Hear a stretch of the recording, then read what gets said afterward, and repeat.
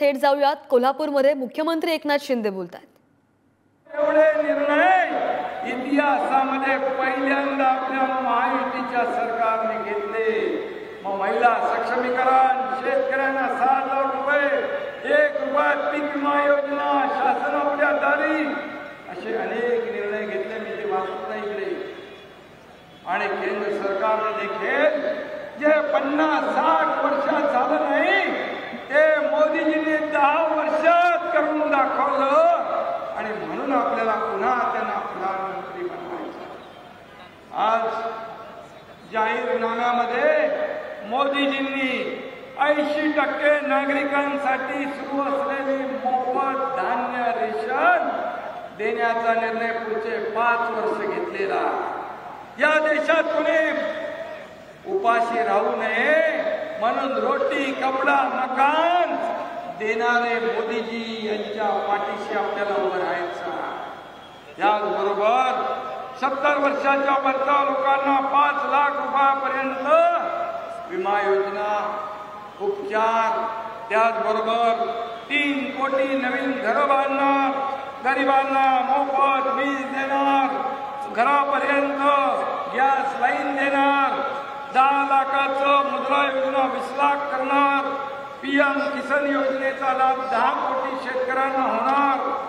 आणि असे अनेक निर्णय घेतले। मी सगळे निर्णय इथे आपल्या समोर मांडत नाही, परंतु काँग्रेसच्या जाहीरनाम्यामध्ये त्यांना खरं म्हणजे जाहीरनामा प्रसिद्ध करण्याचा अधिकार नाही।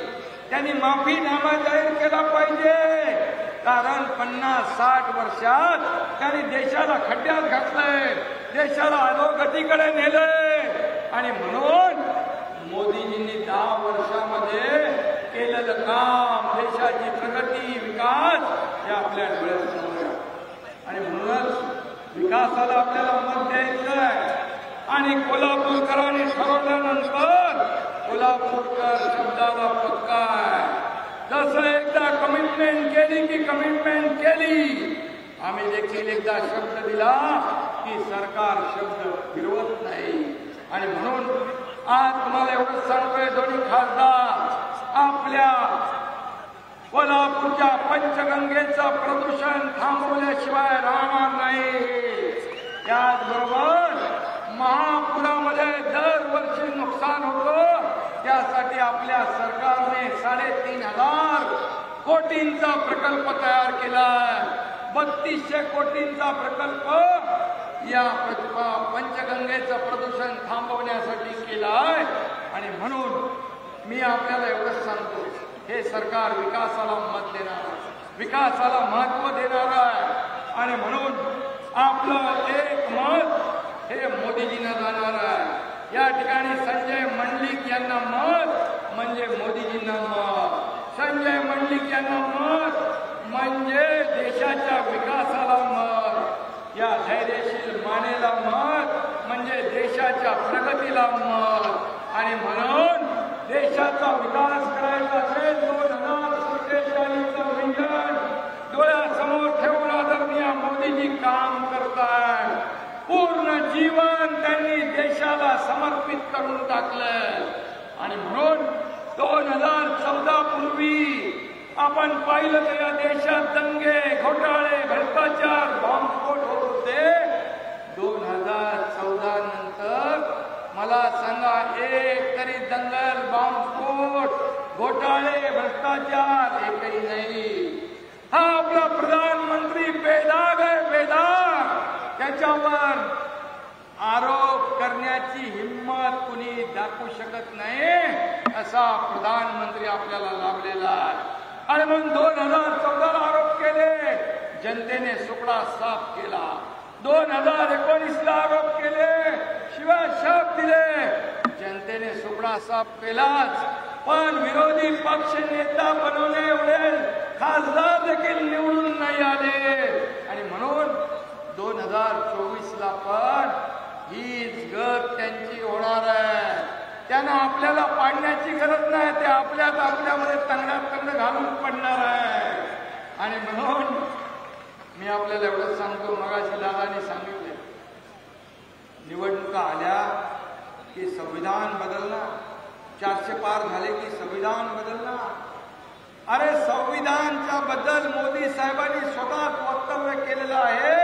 खरं म्हणजे 50-60 वर्षात संविधान दिन साजरा करण्याचं तुम्हाला आठवलं नाही. पण मोदीजींनी 2015 सालापासून संविधान दिन सुरू केला.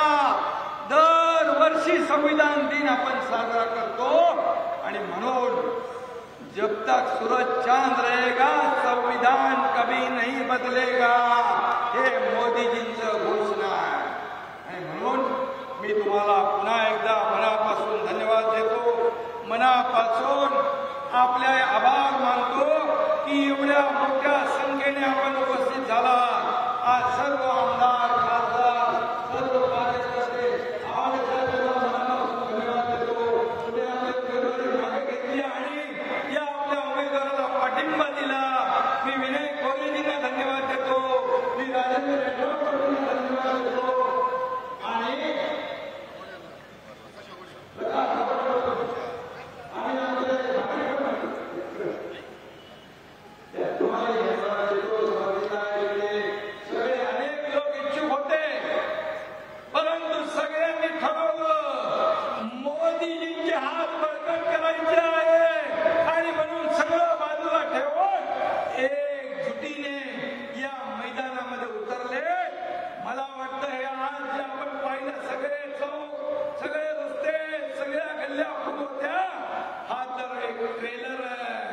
पिक्चर अभी बाकी आहे.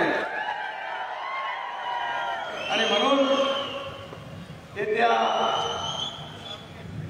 7 तारखेला 7 मेला मतदान आहे. आपण सगळ्यांनी 7 तारखेपर्यंत स्वतः उमेदवार समजून काम करायचं. आपलं एक मत हे मोदीजींना तिसऱ्यांदा प्रधानमंत्री करणार आहे. एक देशभक्ती आणि राष्ट्रभक्ती आपल्या अंगातून, आपल्या मनगटातून दाखवायची आहे. आणि 7 तारखेपर्यंत डोळ्यात तेल घालून काम करायचे. मगाशी दादाने सांगितलं, ही रयतेची निवडणूक आहे. ही रयतेची निवडणूक, ही जनतेची निवडणूक आहे.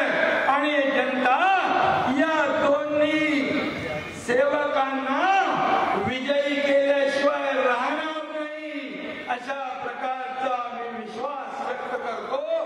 आणि पुन्हा एकदा आपल्याला विनंती करतो, 7 तारखेला महायुतीचं धनुष्यबाणासमोरचं बटन दाबून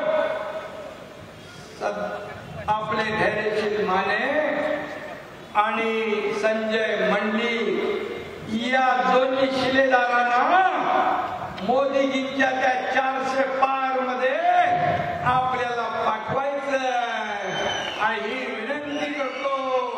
आणि त्यांचं 400 तर महायुतीचं शक्ती प्रदर्शन सुरू होतं आणि त्यातूनच मुख्यमंत्री एकनाथ शिंदे बोलत होते. त्यांनी काँग्रेसवर सुद्धा टीका केली आहे आणि मोदींची त्यांनी प्रशंसा सुद्धा केलेली आहे. काँग्रेसने देशाला खड्ड्यात घातलं असं सुद्धा वक्तव्य काँग्रेसवर टीका करताना एकनाथ शिंदे यांनी केलंय. कोल्हापूरमधून आपण ही दृश्य पाहत होतो. कोल्हापूरमध्ये महायुतीचं शक्ती प्रदर्शन होत आहे आणि मोदींनी देशाच्या विकासाला चालना दिली असं सुद्धा वक्तव्य शिंदेंनी केलंय. काँग्रेसने देशाला अधोगतीकडेच नेलं अशी टीका शिंदेंनी केली आहे. आणि काँग्रेसचा जाहीरनामा नव्हे तर माफीनामा आहे असं सुद्धा वक्तव्य मुख्यमंत्री एकनाथ शिंदे यांनी केलंय.